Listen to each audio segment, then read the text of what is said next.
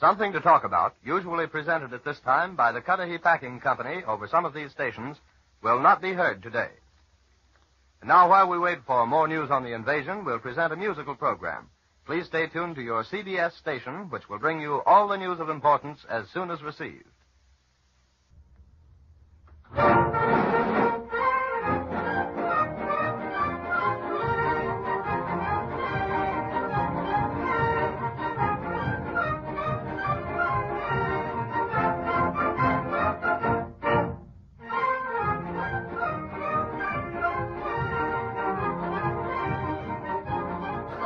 I'd like to count on to thank you all for coming and joining the celebration of this very special anniversary. For years, our friends on the union side have been saying how much they'd like to be invited to Jim Sirmons' retirement party. But we decided that all those people would be dead before Jim retired. The union side.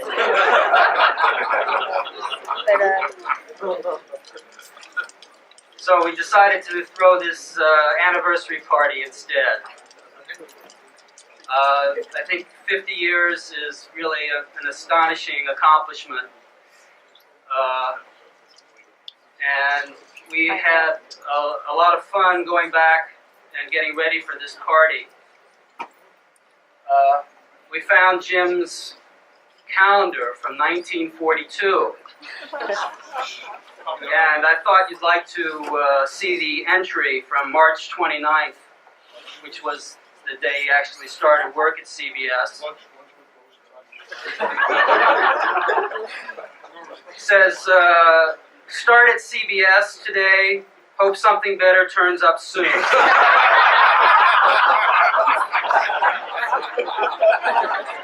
I can't laugh and hold this because I'm going to say.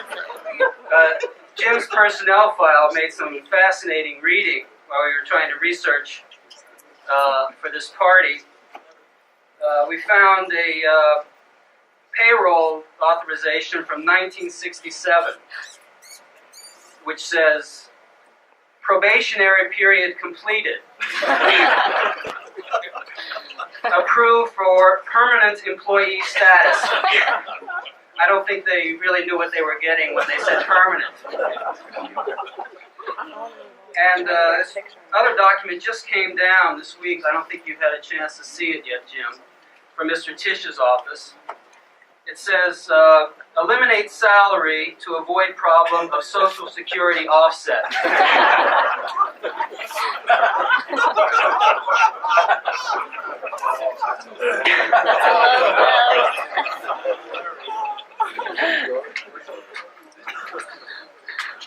On a personal note, I just wanted to say it has been a privilege, is a privilege, to work with Jim at CBS, where he plays such a unique and vital role that is crucial in making CBS the special company that it is. But I don't think any of you will believe that because he approves my salary increase. So we've asked a couple of other people to make a few remarks on this special occasion. And we have one of Jim's contemporaries with us, George Burns.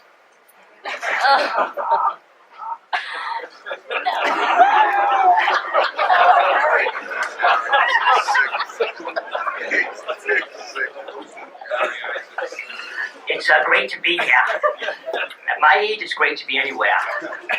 A lot of people don't know this, but Jim and I go back many years. We've never met before, we just go back many years. People don't know that Jim once, in his younger days, he fought on the side of the Union. Of course, it was the Civil War, and he grew up in the South and had no choice, but he fought on the side of the Union. Actually, Jim and I do know each other well. He ran into me first when I was doing radio, and he said, George, how much you get paid for doing one of these shows? I said, $40. He said, $40? That's outrageous. It's a crime. And came in the next day, I was making $35. A couple years later, I ran into him while I was doing television. He said, George, what do you get paid for doing one of these shows? I said, $100. He said, $100? That's outrageous. It's a crime. next day I came in, I was making 75. Last year I did a special for CBS. They paid me $50,000. I ran into Jim, I said, Jim, I make $100. He said you're worth every penny of it. But a lot of people don't know about all the innovation that Jim has come up with. For example, he drafted the first favored nations clause. It started, we, the people of the United States. And little Thomas Jefferson was very happy about that. And Jim also was the first one to come up with the idea of implementing a contract. You see, Moses was having a hard time with God, and God just said, Jim, what should I do? And Jim said, implement the deal, implement the deal. And Jim was there during the Pullman strike. He pulled those men's benefits, so they had to go on strike. But Jim, for all the guys that you've negotiated through the years, they've asked me to sing you this song. Oh, God. Fairy tales may come true. They can happen to you if you got a heart. But actually, people who know Jim like I do know he has a very big heart. So Jim, you've done good, kid. We're proud of you. Congratulations.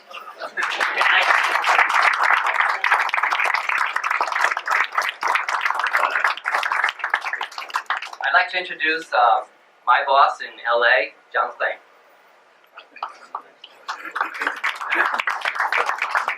I'm not going to do anything like a George Burns here, but I thought what we did, we talked about this. The best way to describe Jim, from my point of view, is to tell a little anecdote. And it goes back to the IBEW negotiations in 1978, where we started them outside of Chicago. And one night, a group of us were sitting around at dinner, and as happens, we started to talk about conventions. And a man by the name of Casey Davison started to talk about the Democratic Political Convention in Chicago in 1968, and he described that tumultuous time and went on, and the difficulty in putting this on. And a man by the name of Carl Prince was there who worked for Casey, and he said, Casey, 1968 in Chicago was difficult, but 1972 in Miami was even more difficult. And of course you didn't show up because you knew how difficult it was going to be. And then Dave White started to talk about Los Angeles and Camelot in 1960 with John Kennedy, and it went on, and the evening got later, and finally a man by the name of Bob Hammer, who was our general manager in the broadcast center, said, well, in 1952, I was there when television first came on, and we put the convention on in Philadelphia, and he described the beginning of television and the conventions. And all through this, Jim sat there and listened and listened. And finally, at the end, he simply said, well, in 1944, Paul White and I put on the Democratic Convention in Chicago. And I sat there and I thought, my God, this man was with Paul White before I was born. And I think that's always been my feeling. He's part of the history of this company. We were talking earlier today. He's reported to every chief executive officer in the company, from Paley to Stanton to Ireland to Taylor to Bakke to Wyman to Tisch. And he is that. He's part of the history of this company and part of what it stands for. And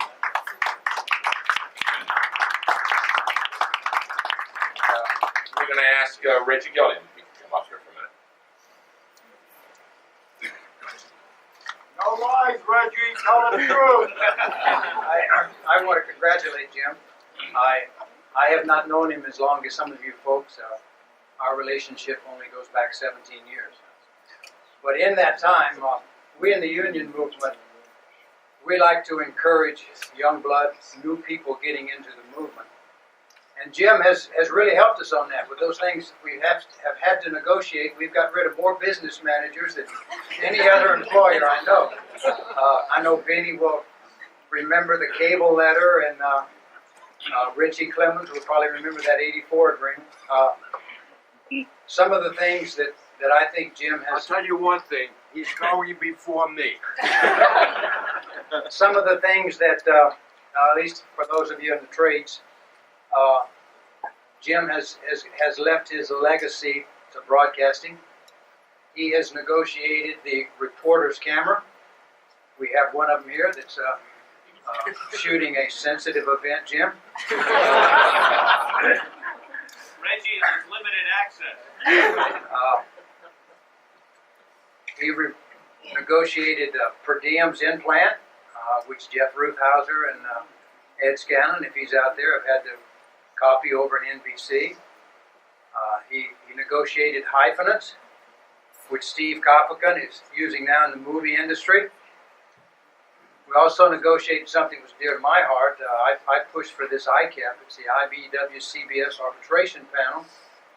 Rather than have Eddie Yurgo make a lot of money and some of the other lawyers out there, we came up with a plan that would have 3 members of management and 3 members of the union on the panel together, and we would go to that. They would make a unanimous decision, and that would settle it. Well,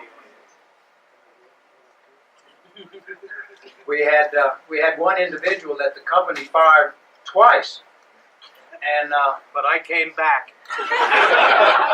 management agreed with the union, and both times we put him back to work, so that got rid of that. I guess his greatest claim is him and a fellow by the name of Art Karp. In 1972, way before its time, established the IBEW-CBS Quarterlies. It's a labor management communications meeting.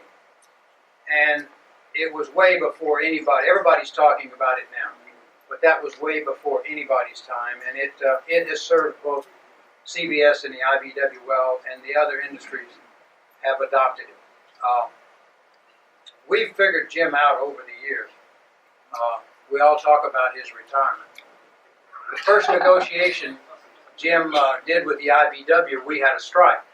So we know the next time we strike, Jim's leaving. And you know we don't want to strike, Jim, so we wish you another 50 years.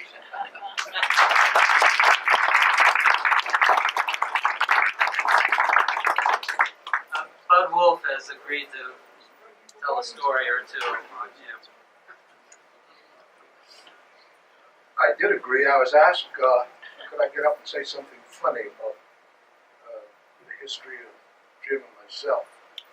Before I forget, though, Tom asked me to send that picture back to his wife once. You've talked about a lot of his victories. I was standing next to one of his victories, and he's not a CBS or an ABCer. That's Charlie Woods. That's one of Jim's victories, and that's an in-joke that only some of us understand. But I tried very hard to find something funny. It's about 20 years that I dealt with Jim. I'm still trying. But I did remember the second, I think it was the first year that Jim and I occupied positions across the table from each other in positions we had at that time. And I lived close to where he lived at that time out in Connecticut. And on a Saturday morning, I guess this isn't too funny, but on a Saturday morning I drove in the village of New Canaan, and as they parked diagonally there, and as I passed, I noticed that Jim and a small dog were standing looking in a window. So I got out of the car hurriedly, and I went over to Jim and said, "Hi." He said, "Hi." I said, "That dog bite?" He said, "No." And I went to pet the dog, and I took on 2 fingers, and I said, "Jesus, Jim." He said, "The dog didn't bite." He said, "It's not my dog." that was sort of our relationship for a long time. The best time that Jim had with me, the easiest time I ever had with Jim, was when we had a price stabilization. And Jim just leaned on that more than any president of the United States has ever leaned on a price stabilization order. It helped him a great deal. I think it added years to his life. My suspicion always was that Jim was the major stockholder in CBS. It was his money that we were dealing with. But I guess that's a compliment. How about that, Mr. Tisch? Thank you.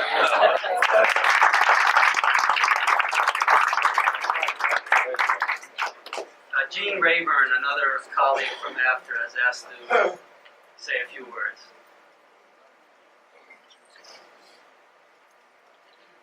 Well, I've been associated with Jim for many, many years as a trustee. I guess I'm the senior labor trustee. We go back, I don't know how many years, 30, maybe 40. I'm a lot older than I look. But I'm admiring this picture of Jim. So is Jim. This was taken many years ago, and as you can plainly see, in those days he was gay. But we straightened him out. He's okay now. But some of you young people might not be aware of the fact that everything Jim knows, Bill Fitz taught him. The old people are laughing. Bill Fitz was his predecessor as a vice president in charge of labor relations and a marvelous guy, very knowledgeable guy. That's why Jim is so good, because Bill taught him correctly. But I'm a member of the Jim Sirmons fan club. I think he's a reasonable man, and I wish you well, and I do hope you have another 50 years. Congratulations.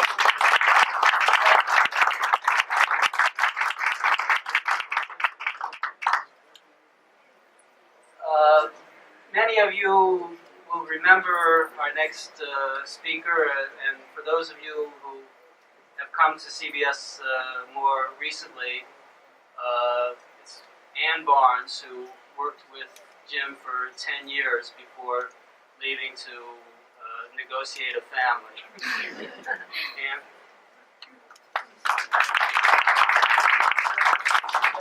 I have to thank Jim for sticking it out at CBS this long so I could come back and see all of you. It's a real treat for me. Most people know, but often forget, that Shakespeare and the Bible are the source of many of the sayings that we use in our everyday language. And we have the same phenomenon in the case of language used at the collective bargaining table. Most of us have been using sermonisms for so long and so regularly that we've forgotten their real source.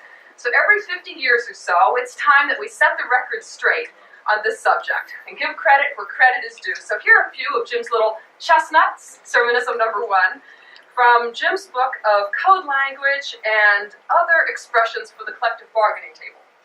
Let's put a pin in it. I'll never forget hearing this. I thought this was a terrible expression. I could see this butterfly, just on the table, and the butterfly is usually expired, and that's what happened to anything that Jim said, let's put a pin in it. Belt and suspenders, commonly referred to lawyers overdrafting. Fish or cut bait. Operating management was about to be called in for a really serious chat about their latest proposal. Dump and run. This would refer to an offer so outrageous that the management team had to be ready to get out of the door before the union team could even read it. A logistical problem in rooms with one door. I see they fixed the problem here in this room. Hoisted on his own petard. What is a petard? And can only men have them? It's like killing butterflies with cartwheels. Those lawyers have been overdrafting again. If it wasn't for the honor, I'd just as soon walk. Now, this is a reference to Jim personally. Either he was asked to be the chairman of the negotiation again, or the grand poobahs on the 35th floor were calling him up to explain the latest strike. The bottom line, usually found somewhere in the middle of the night. Let's go for a walk, dreaded by every management team. This meant, again, it was usually the middle of the night, all the youngsters, anyone under the age of 60, was collapsed from exhaustion, usually on the floor on a table. Jim, however, was ready to go, and all of us who worked for him would have to pop up, say aye, aye, sir, and march around the corridors of whatever room we were negotiating in. Either that or get up if you traveled with him at 6 a.m. or sometime before dawn and walk at least 4.5 miles, or you weren't good enough to stay on his staff. By God, that's why I finally had to leave. Haven't walked a bit in the last 4 years. No. Here is a 2-letter word that Jim has elevated to an art form. Often heard more in management caucuses than across the table, if you can believe it or not. This represents a full and complete package. That was the phrase that usually preceded the phrase, this is our firm and final offer. Well, Jim, in all seriousness, it's an honor for each of us who is here today to stand here to honor you. And this is true despite of, or maybe because of, how we've each felt at various times and expressed, often in the same breath, some conflicting feelings about you. We've praised you, we've cursed you, we've been in awe of you, we've been frustrated by you, inspired by you, usually at the same time we're being told no. We've dreaded the negotiations you were going to be at, we dreaded the negotiations you weren't going to be at, we never wanted to see you again, and we couldn't wait until the next time. And I'm only talking about the schizophrenia on the management side of the table. But the bottom line is this.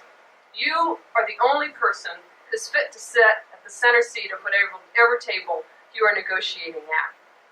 Each of us here, whether we sat across the table from you or beside you, has learned from you. Each of us is better at our craft because we had the chance to work with you. You always gave it your best, and we just had to give ours. You have earned the greatest measure of our respect, our admiration. And I think I can speak for everyone here by saying, I'm damn glad of the years that I had to work with you. Thank you, Jim.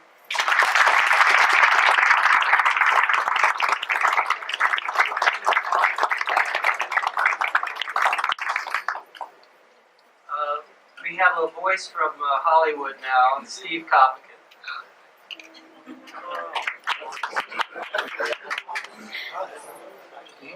One thing in Hollywood you learn is don't follow Ann Barnes. It's a great position to put me in. A lot of you don't know this, but Jim is Italian. At least the National Labor Relations Board thinks so, because for years, in a major case that our friends from the IBEW are aware of, they quoted him as James Sirmons. And that name stuck with him for many a negotiation. So, I mean, that's just part of his background that we all don't know. And someone was asking about some anecdotes. Well, one that might be of interest to you is we're sitting in Washington, D.C., and there was a president of the United States named Richard Nixon. And that president decided to put in a wage price freeze, or guidelines, around 5% or whatever the silly number was at that time. The IBEW were in the heart of the negotiations. One of their local leaders got infuriated about the president putting in that price guideline and said, you know, we're not going to stand for that. And Jim said, boy, we were never even talking about anything near those numbers. So, I mean, they just got a good flavor of what the country should have done is listen to Jim Sirmons and not Richard Nixon. The one thing that I do want to say is that I know Jim for about 20 years. He's been a father and a teacher. And in both cases, he's just absolutely the best there is. Ann went through what is bargaining prowess, and she left a few sayings out, ruts in the road. I got called a nasturtium by Jim. I didn't know what a nasturtium was. I've since planted nasturtiums. But there is none better at being a human being, a teacher, and one to learn from. Congratulations on your last 50 and onward for the next 50.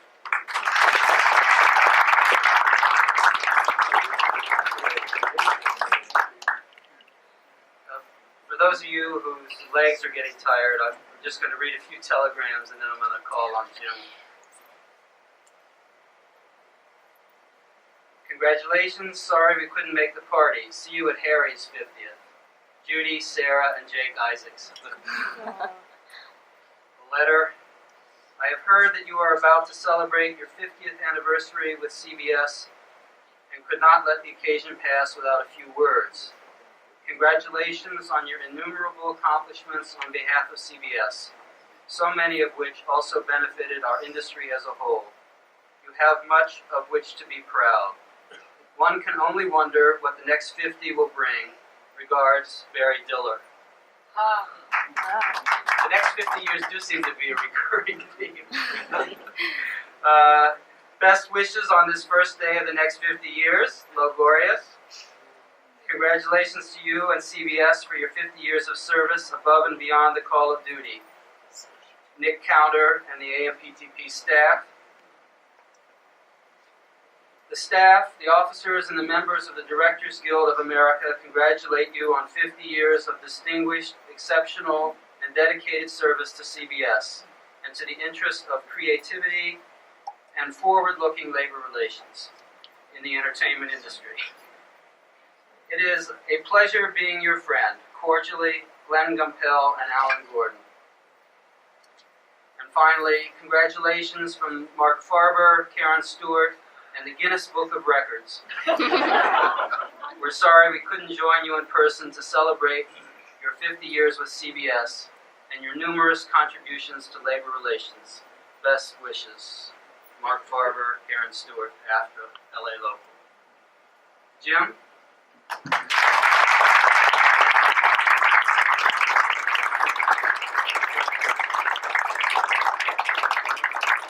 Don't be too funny, Jim.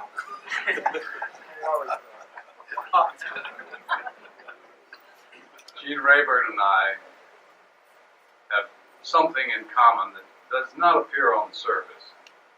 He's 6 days younger than I am, and he never lets me forget it. I don't think of 50 years as a big deal. I don't think of time in years at all. I think of them in terms of 14 AFTRA negotiations. Because if you start thinking in terms of years, you got to live up to that, and that's baloney. Whenever you can't compete with all the brilliant people that are in this room, that's the time to be thinking about hanging it up. I think that Bernie Gold's quote of Red Barber on the phone is probably the right one. He said, 50 years is nothing. You got to be 62 years before you're in the catbird seat. And I think that's probably closer to it. Somebody said, can't make the 50th, but I'll be there on the 75th. I like that one. And I like Logorius's, the first year of the second 50. I thought that was great. I have to acknowledge a couple of things. One is that my old friend Lee Bland, with whom I worked in Cincinnati, and he and I worked some CBS shows, and that's how I got connected with CBS, but he made it to CBS first and was instrumental in my coming to CBS in March of '42. I have to acknowledge Lee. Lee is retired and living in Arizona. I sure wish that he could be here. Charles Woods, who's down in front here with his lovely lady, Edith, is my second oldest friend in the business. Charles and I go back to Cincinnati prior to CBS, and that was a few years ago. Charlie was a big wheel at WLW. Moon River. He did Moon River. I don't know if any of you ever heard that great Moon River show. This was done on the WLW experimental transmitter, 500,000 watts. You could fly eggs within a mile. And I was in college. And I want to tell you, Charlie helped me a great deal. Because all he had to be is parked somewhere with a gorgeous, and hear that Moon River. I thanked him personally.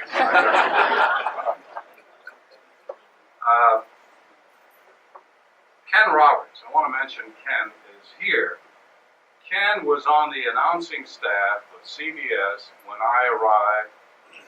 I don't think you were there more than a couple of years after that, but I think the only one in the room that was on the staff of CBS when I arrived. Am I right? Didn't look like that. I didn't look like that? I don't think that. I recognized the suit. That's why I know it. I still have it. I do have it. In fact, it's one of my better. As a matter of fact, he's wearing it. It's just the stripes came out. John Tillman, tried to find John Tillman. He was another one on staff at that time. Roy Langham was my first boss. This was known as the production department and later became the operations department of CBS. It was only radio, there was no television. Hank Galop was there, my second boss later on. Sandy Becker came along a couple of years later. Where's Sandy? Back there. Sandy, you probably remember Sandy. He's done an awful lot of stuff. He was young Dr. Malone for a long time, still practices medicine, as a matter of fact. And did a show of his own on Channel 5 for the Sandy Becker Hour. A lot of kids were raised on that show. And as a matter of fact, Sandy that guy never gives up. He is working on a very creative project today. And I like that. I think that's wonderful. Douglas Edwards came along on the announcing staff the same year I joined CBS. Later in the year, he came along. We had people, Paul White was the head of news. Ed Murrow was, of course, actually when I arrived, Ed was in New York. He went to London later on. He had been in London, came back and went back. Helen Sousa was director of talks. I mentioned her name because she was so special to me. Bob Trout was there in New York. John Daly was there. Ned Calmer. Cabell Greet was our, I don't know if you remember Cabell Greet, but Cabell was our sort of our speech consultant. Cabell put together, remember that there was a war going on, and there were names coming up in the news that no one ever heard of before. How would you like Dnepropetrovsk, for example? And Cabell was the one that established the pronunciation guide. He did 2 books, one called War Words, and another one later on called World Words, that are still the standard, and the pronunciations that are given today for most of these places where you anglicize the word, those guidelines came from Cabell. I wish I had time to tell you about Cabell. He was a fabulous character. All of his correspondence with the news people came through me because I was the department head, and it was thoroughly enjoyable to follow him.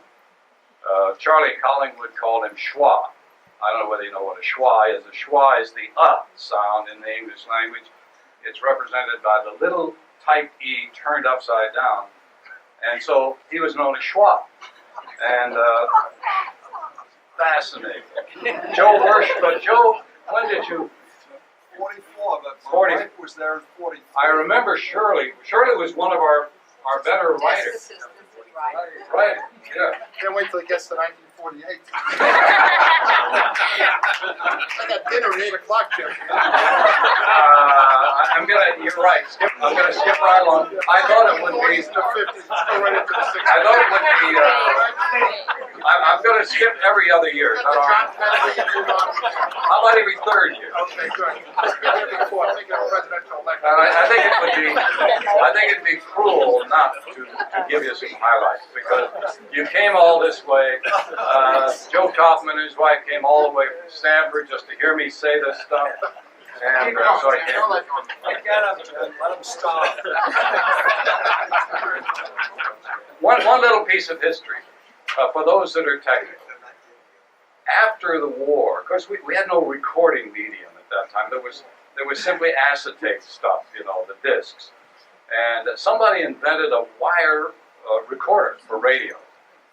And a friend of mine, Lee Bland, and Norman Corwin went around the world with a wire disc recorder on this, what was then a very growing idea of one world. You remember that, Joe? One world. I don't have time to tell you about that, but that was the earliest one. All right, well, the wire recorder, followed by the early tape, audio tape stuff that Joe Tall, anybody remember Joe? Yeah. Joe Tall helped develop. I'll have you out of here by 7.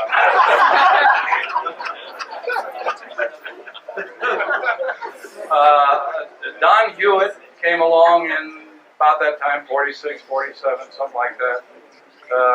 Jesse Zausmer was there, Henry Wepping, some of those people. 48 elections, by the way, were the first elections on television, not 52. Oh. Somebody made a terrible mistake. 48, however, lousy coverage. Remember, we did it out of 21, the Studio 21? Philadelphia was That was 52. no, 48. 48.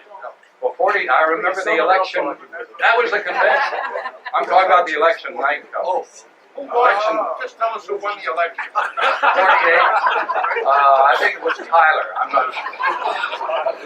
Lincoln. You're up to vote for Lincoln. 18.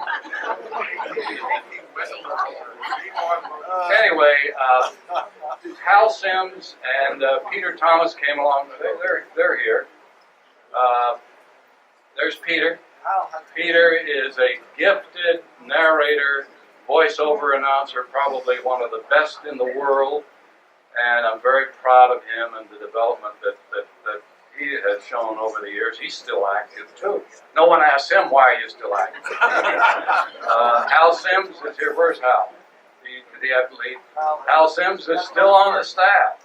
There's a guy that won't give up. Can you imagine staying around that long? My first AFTRA negotiation, I know you'll be fascinated by them. My first AFTRA negotiation, I wasn't even in the Labor Relations Department. I had run the department that had 4 labor contracts in it, and a lot of musicians and announcers and some technicians and production people. So I knew the contracts in it, and we had a big deal with AFTRA in 54, and George Heller was head of AFTRA, and I was sitting in the back row because I had the announcers that reported to me, and we were in a strike situation. And I got there in time for George Heller. Hi, do you remember George Heller? See? I'm not making this up. Hi, Brown will swear to it. I do. Anyway, it was my first exposure to a negotiation. And what did I hear? I heard things like, now listen, you guys, you know we don't want to strike this industry. You're forcing us to strike this industry. Our people have to have a health plan. They've got to have a pension plan. And if you don't give it to us, we're going to strike. Well, we apparently believed it because we gave them a pension and health plan in 1954, still going strong. But I was there more as an observer. 1957 is when I got talked into switching over from operations to the Labor Relations Department, and I wasn't at all sure it was a good idea. Larry Lohman and Frank Stanton and Jim Seward and Bill Fitz, who was head of the department, kind of conspired to talk me into it. And God bless them. For me, it has turned out to be really a perfect job. Whatever ability I have, I can use. I'm adversarial by nature, I guess. I don't know. But there's something that appeals to me about the kind of problems that this I like to see job. people suffer. I like to see people suffer. Let's see. That was in 1957. I want to give you some names. I don't like to see him suffer anymore. Just in 57. Want to give you some names. Bill Fitz, Thayer Drake. I met Thayer Drake for the first time in 57. He was the principal CBS attorney. Thayer's here, I know. Right here. He came all the way down from Hartford. There Thayer is. And met George Fuchs, met Dick Freund, met Evelyn Berkey, Bud Wolf for the first time in 57. Later on, Dick Walsh of the IA, Henry Kaiser of the AFM, Chet Migden, Don Conaway, Nicky Burnett of the Directors Guild, all of those people in that first year.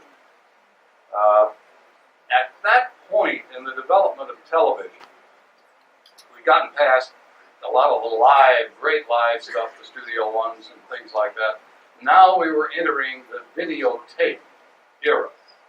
And believe me, we thought it was going to be, oh man, this is great. I would make a mistake, you can do it, it's just going to be great. More problems than you could dream of with tape. For one thing, you could play it back. And you could have reruns. And before, all you had is motion picture film could rerun, and you had kinescopes that were lousy. You couldn't rerun them. You could, but you had lousy quality. So now we could play these things back. And that created major problems for negotiators. Not only developing rerun formulas, but all of the things that spin off from that. So that was a fascinating period. The 1960 Hollywood group of strikes.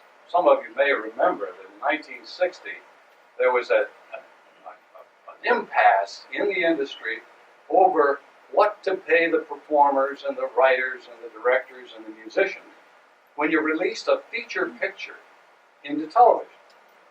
From 48 on, they'd been arguing about this, and it came to a head in 1960, a whole series of strikes.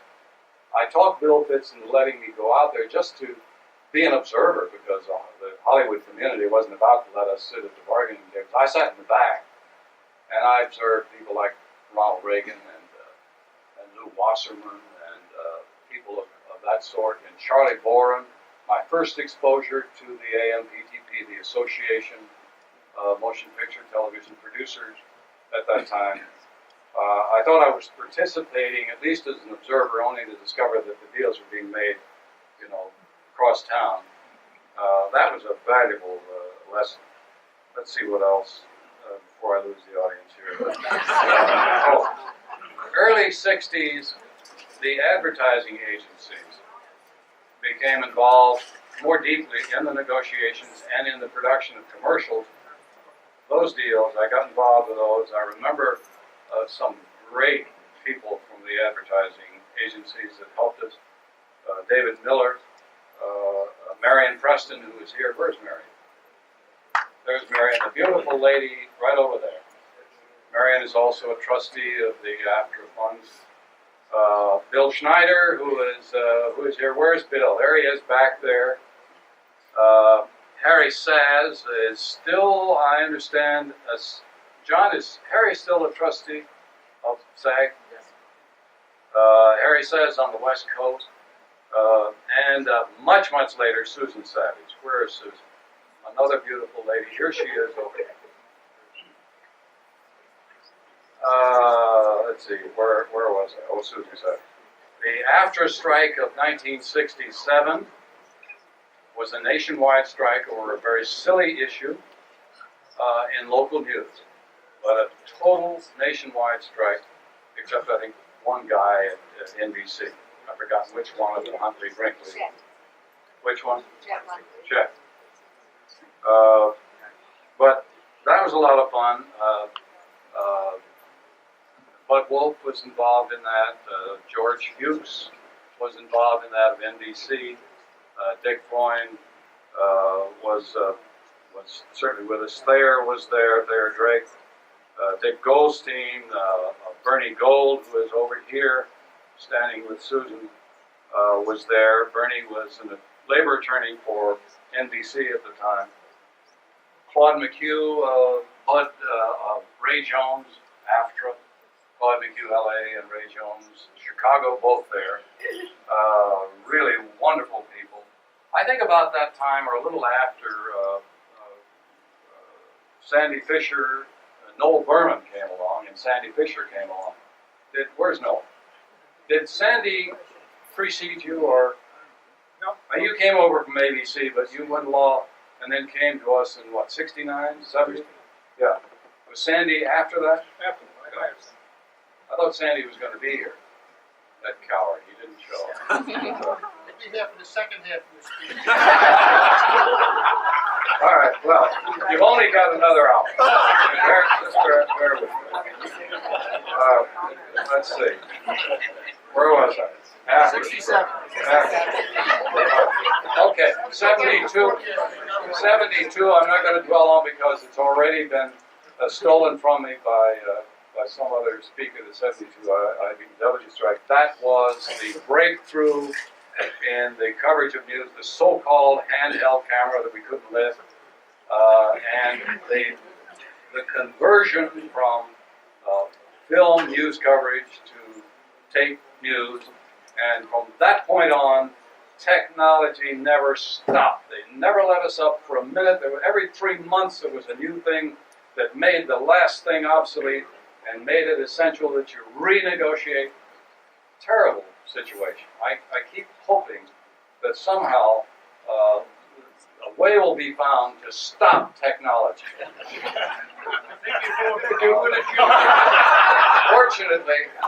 Fortunately, I have Joe Flaherty to explain it to me.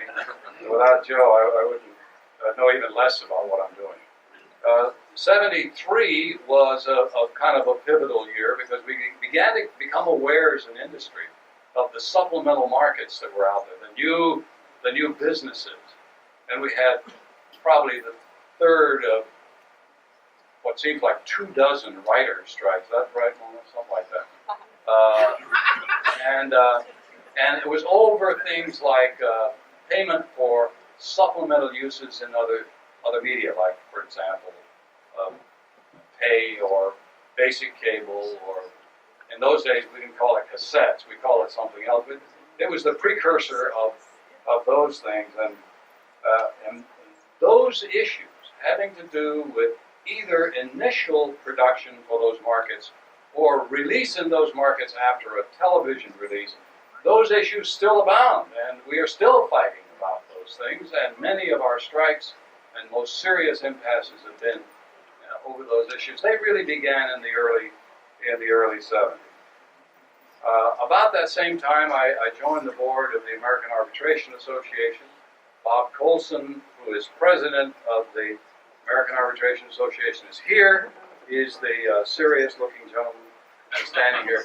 Probably the most influential individual on the face of the globe on the subject of arbitration, mediation, alternative dispute resolution of any sort. Bob is the man. I don't think there's any question about it. He is the powerhouse in those areas. Standing with him, Arthur Stark, who is a world-famous arbitrator, and Dorothy, whom I knew back when she was with the American Association of Advertising Agencies, somewhat earlier. I won't tell them how early. But I'm delighted that they could be with us also. At about this time, I began to get active with the West Coast producers because of the involvement with all these complex marketing things and the AMPTP. And I just want to mention that those people have been very important, not only to this company but to the industry. And joining with them and trying to work out these problems has been a real challenge. Nick Counter is head of that at this time. Dean Ferris is here. Is Dean still here? He was here for a while. Of course, Steve Copican, who worked for CBS a long time, is a big wheel. Dean Ferris is the big wheel, of course. But Steve Copican... I'm as big a wheel. Well, but you're not a Ferris wheel. No.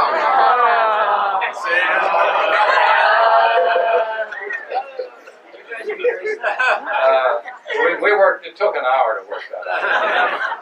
Stay out of show business, Jim. And you needed a straight man from the side, no less than It just sort of. I'm gonna wrap. I promise you, I'm wrapping this up. This is the last half hour. The IA people. I just want to mention people that have been significant in my life in dealing with unions. Dick Walsh, who was just a tremendous leader in that field. Dick is still around, although we don't see him too often. Al DiTolo, I hoped would be here, but Al got sidetracked. Mike Proscia, Dick Nemo, who is here.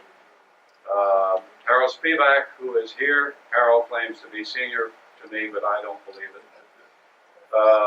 Raleigh Banks is here. And Richie Walters is here, I believe. I saw Richie. Yeah, here he is. After, of course, I was hoping that Bruce York could... Oh, here's Bruce. Bruce is the present head of AFTRA, and we're glad that he finally arrived. Bud Wolf, and many others that, I hate to start going down the list because I'm going to leave some out. The IBW, Charles Pollard was the international president for many, many years, and the present international president, Jack Barry. Reg Gilliam, you heard making those pithy remarks. Vince Bartolucci, Mike Diesso is here, and so is Vince and his wife Winnie. Chuck McGlade is here, Pete Borretta is here, Jack Stanley didn't make it, did he? He do better. He just got married. Well, he just got married, we'll hold that against him. DGA, on the Directors Guild, aside from the ones that sent the wire, I appreciate the thoughts, that isn't what they say to me in person. Joe Youngerman, for many years, was the head of the Directors Guild, and I still think of Joe as a person that shaped that guild. Mike Franklin, Glenn Gumpel, and Alan Gordon, you heard the wire. Paul Erbach, where's Paul? Paul was here for a while. He probably escaped out the back door. But Paul I knew at both the Writers Guild and the Directors Guild. Paul worked with Evelyn Berkey at the Writers Guild, and Evelyn Berkey, I want to tell you, was some kind of talent. She taught me a lot about negotiating. And I'd have to say that, if pressed to identify the person most influential, it would have to be Evelyn Berkey. Bill Fitz was probably the best negotiator I ever knew. But Evelyn Berkey taught me things about negotiating, and she didn't realize she was teaching me, but she was.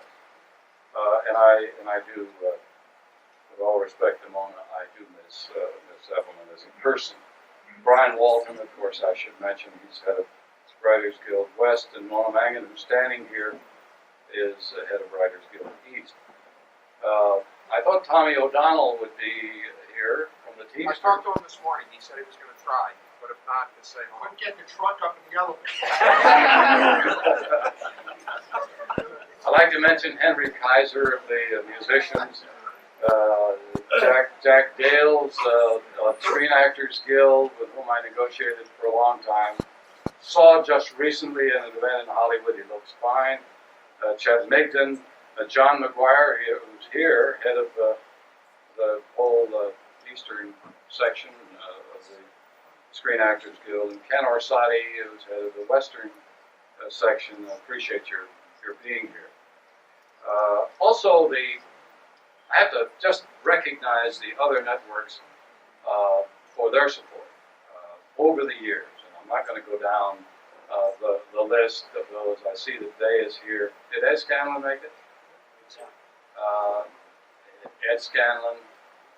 Certainly Jeff Luthizer of ABC. The first two, Day and Ed, are NBC. And I think we manage, in spite of our intense competition and sometimes hatred, we manage to negotiate together pretty well. And we manage to accomplish, well, a little bit. Also, over the years, I have always been very lucky to have a lot of support from the top of the company. It's just been wonderful. And without it, what little I've managed to do, and along with my staff, would not have been possible. It's always been strong, never stronger than it is right now. For Larry Tisch and Ed Grebo, who's here, where's Ed? Ed on the technical side, and Charlie Kappelman on the West Coast, and Chris Cookson, who is also here on the East Coast. Joan Showalter, who is between them there, who's head of personnel. Got to mention her. She has been an enormous influence and such a valuable person for this company. Howard Stringer, of course. And there are a lot of others of you in the room that really we couldn't do without you. There's just too many to mention. I think you covered them all. Did I? Norm Samnick is here. Norm is an old friend, Norm and Jackie, and very influential on the legal side. He's also a trustee. Manny Dannett, one of the world's great labor lawyers, is here. He's retired. Lyman Flaherty, who's an old friend, goes way back. CBS is also here. I'd like to say just a word. I'm almost finished. To my about my staff, some of the people that have been so important to us: Ori Martin, Noel Berman, of course, John McLean, whom you've heard, Tom Holland, Ann Barnes, who we really miss and always have. Jody Beer, who's here, carrying on the tradition of beauty and intelligence that we have in our department. Leon Scholzinger, whom you heard. Maria Truisi is here somewhere, I believe. Right in front of you. Oh, she's our camera lady. Whose camera is now blinking, which means you're about to run out of juice there. I'd like to point out Fran Calandra. Where's Fran? Over here. Who was only my secretary for 30 years. Can you imagine putting up with me for 30 years? And Mark, who is with her. And Pat Murray, who has been my secretary since Fran's deserted me. Is Pat not here? She's running in now. I see Morty Becker over there. I didn't mention Morty in connection with the 1954 and thereon after things. I think Henry Jaffe was there too, right? We gave up a wage increase to get the pension. Oh, I thought you mentioned it. It was a much better story the way I told it. Pat Williams, is she? No. And there are a lot of other members of staff. Marina is here, and we're glad to see her. One of the things you have to mention, I think, in connection with this job is appreciation for the families of these people who give up their nights and their weekends and their holidays and their vacations for whatever the challenge is and the rewards are of doing this job. My wife solved the problem long ago. She moved to Florida. Good friends, challenging problems, strong adversaries is what it says here. Good health. I've had very good health, and I'm blessed for that. A lot of energy, and I'm a sucker for an impossible problem, which is probably what keeps me going. Somebody asked the other day, what's the secret of your health? And I said, moderation. They kind of looked at me as though they didn't believe that. I'm thinking, if you said that to Bruce York, he probably would say, moderation. 26 straight hours of negotiating? You call that moderation? That's what we did just a few weeks ago. But we made a deal, right? You're all wonderful for putting up with all this and giving me this, whatever we're calling it. I love you all, and I respect you all, and I hope that you'll be around for the 60th. We can't promise it'll be as nice as this, but we'll do our best. Thank you very much.